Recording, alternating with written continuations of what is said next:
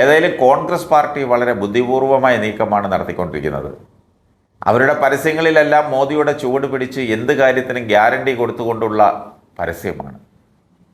എല്ലാ കാര്യത്തിനും ഇന്ദിരയാണ് ഗ്യാരണ്ടി. ഇപ്പോൾ റേഡിയോയിലും പത്രങ്ങളിലും സോഷ്യൽ മീഡിയയിലും ഒക്കെ കാണുന്നത് കേരളത്തിൻ്റെ വികസനത്തിന് തന്നെ ഇന്ദിരയുടെ ഗ്യാരണ്ടിയാണ്. ഇന്ദിരാഗാന്ധി പ്രധാനമന്ത്രിയായിരുന്ന കാലത്ത് ഈ ഗ്യാരണ്ടി ഒന്നും കണ്ടില്ല. കേരളത്തിന് പ്രത്യേകിച്ച് കൈയച്ചൊന്നും നൽകിയിട്ടുമില്ല.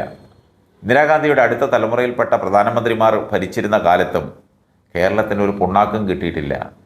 കേരളത്തിനൊന്നും നൽകാത്തതിൽ പ്രധാനമന്ത്രിമാരെ ഞങ്ങൾ കുറ്റം പറയില്ല. കാരണം കരയുന്ന കുഞ്ഞിനെ പാലുള്ളൂ എന്ന തത്വം മനസ്സിലാക്കാതെ പ്രവർത്തിച്ച കേരളത്തിലെ കോൺഗ്രസ് നേതാക്കന്മാരെ മാത്രമേ അതിന് കുറ്റം പറയാൻ പറ്റുകയുള്ളൂ. അവർക്ക് ഗ്രൂപ്പ് കളിക്കാൻ മാത്രമേ അന്നൊക്കെ സമയമുണ്ടായിരുന്നുള്ളൂ.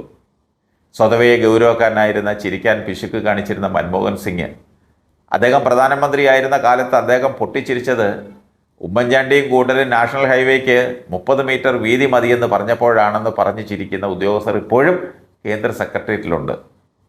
അപ്പോൾ നമ്മൾ പറഞ്ഞു വന്നത് ഗ്യാരണ്ടിയുടെ കാര്യമാണ്. പ്രധാനമന്ത്രി മോദിയാണ് ഇത്തരം ഗ്യാരണ്ടി പരസ്യം നൽകിക്കൊണ്ട് രംഗത്ത് വന്നത്. അതിൻ്റെ ചൂട് പിടിച്ചായിരിക്കാം ടീം കനകോലു ഇന്ദിരാ ഗ്യാരണ്ടി ആരംഭിച്ചത്. അത് കോൺഗ്രസ് ബുദ്ധിപൂർവം കൊടുക്കുന്ന ഒരു ഗ്യാരണ്ടിയാണ്. മരിച്ചുപോയ ഇന്ദിരാഗാന്ധിയുടെ പേരിൽ ഗ്യാരണ്ടി കൊടുത്താൽ ആരോട് പോയി ചോദിക്കും? ഒന്നും നടപ്പിലാക്കാൻ ഉദ്ദേശമില്ലാത്തവർക്ക് മാത്രം ചെയ്യാവുന്ന കാര്യമാണ് മരിച്ചുപോയവരുടെ പേരിൽ ഗ്യാരണ്ടി നൽകുക എന്നത്. ജീവിച്ചിരിക്കുന്ന സതീശൻ്റെയോ ചെന്നിത്തലയുടെയോ പോട്ടെ സണ്ണി ജോസഫിൻ്റെയോ പേരിൽ നൽകാമായിരുന്നു ഈ ഗ്യാരണ്ടിയൊക്കെ. എന്തിനേറെ യാതൊരു വേലയും കൂലിയും ഇല്ലാതിരിക്കുന്ന കെ സുധാകരൻ്റെ പേരിലും ഗ്യാരണ്ടി കൊടുക്കാമായിരുന്നു.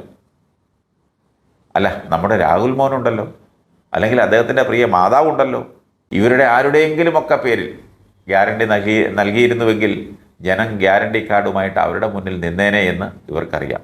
ഒന്നും നടത്താൻ ഉദ്ദേശമില്ലാത്തവൻ്റെ അവസാനത്തെ പ്രയോഗമാണ് മരിച്ചുപോയവരുടെ പേരിൽ ഗ്യാരണ്ടി കൊടുക്കുന്നത്. ഏതായാലും കാത്തിരുന്ന് നമുക്ക് കാണാം.